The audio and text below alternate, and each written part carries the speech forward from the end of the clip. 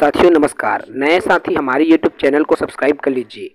अब युक्तियुक्तकरण की प्रक्रिया बिना किसी व्यवधान के हो जाएगा पूर्ण। जी हाँ, मई के अंतिम सप्ताह तक युक्तियुक्तकरण समाप्त हो जाएगा, क्योंकि राज्य सरकार अर्थात स्कूल शिक्षा विभाग द्वारा केवीएट दायर कर दिया गया है। विस्तार से जानकारी दूंगा। साथी नए हैं चैनल से जुड़े, चैनल को सब्सक्राइब करें।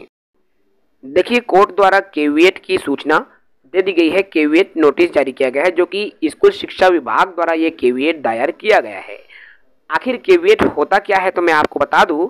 यदि युक्तियुक्तकरण की प्रक्रिया स्कूल शिक्षा विभाग द्वारा की जा रही है, यदि कोई भी उस पर व्यवधान करता है, कोर्ट द्वारा उस पर स्टे ऑर्डर लेना चाहता है, तो तुरंत स्टे ऑर्डर नहीं मिलता, क्योंकि उस पर जब तक जो है कोर्ट उसको अच्छे से एनालिसिस नहीं कर लेता तब तक उस पर स्टे ऑर्डर नहीं दिया जा सकता।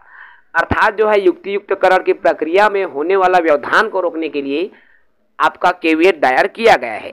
देखिए, इस केवीएट जिसको मैंने हिंदी में ट्रांसलेट किया है, यह कि राज्य सरकार ने ऐसे स्कूलों और शिक्षकों का युक्तियुक्तकरण करने का निर्णय लिया है जहां पर स्वीकृत पदों से अधिक शिक्षक कार्यरत हैं, जहां जो नीति राष्ट्रीय शिक्षा नीति 2020 शिक्षक के अधिकार अधिनियम 2009 की प्रतिस्थापना सुनिश्चित की जा सके और उसके आधार पर प्रवेशित छात्र शिक्षक अनुपात के आधार पर व्यापक हित में उपयुक्त हो, और ऐसे स्कूलों में शिक्षकों की प्रतिस्थापना सुनिश्चित की जा सके जहां एकल शिक्षक या कोई शिक्षक पदस्थ नहीं है। ऐसे युक्तिकरण के लिए स्कूल शिक्षा विभाग द्वारा जारी दिनांक 8 मई 2025 को जारी किया गया है नियम, और उसी नियम व्यापक दिशा निर्देश भी तैयार कर लिया गया है युक्तियुक्तकरण को लेकर, और इसी के आधार पर जो है युक्तियुक्तकरण की प्रक्रिया किया जाएगा। इस बात की पूरी आशंका है कि पीड़ित व्यक्ति, प्रस्तावित याचिकाकर्ता, पीड़ित शिक्षक, स्कूलों और शिक्षकों के युक्तियुक्तकरण के संबंध में दिनांक 8 मई को दिशा निर्देश उसकी प्रक्रिया को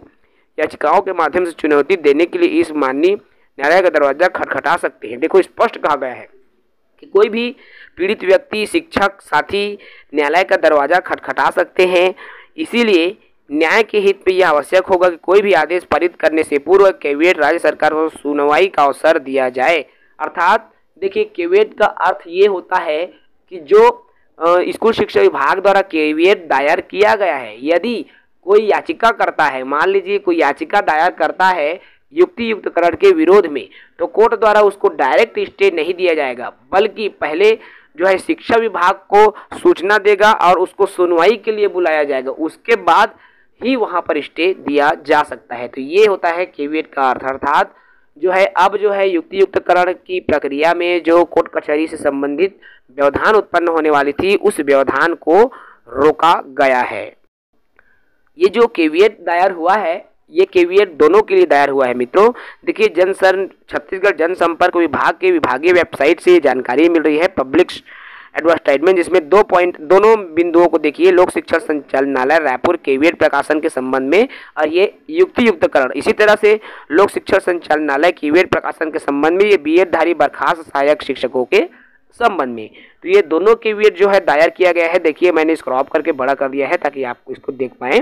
यहाँ पर आपको अच्छे से दिख रहा है ये, और ये दोनों पॉइंट आपको दिख रहा है, एक तो युक्तियुक्तकरण को लेकर और एक बीएडधारी बर्खास्त सहायक शिक्षक, दोनों के हितों को ध्यान में रखते हुए जो है लोक शिक्षा संचालनालय अर्थात स्कूल शिक्षा विभाग द्वारा ये केवीएट दायर किया गया है। फिलहाल इस वीडियो में इतना ही। साथ ही नए हैं चैनल से जुड़े, चैनल को सब्सक्राइब करें। जय हिंद।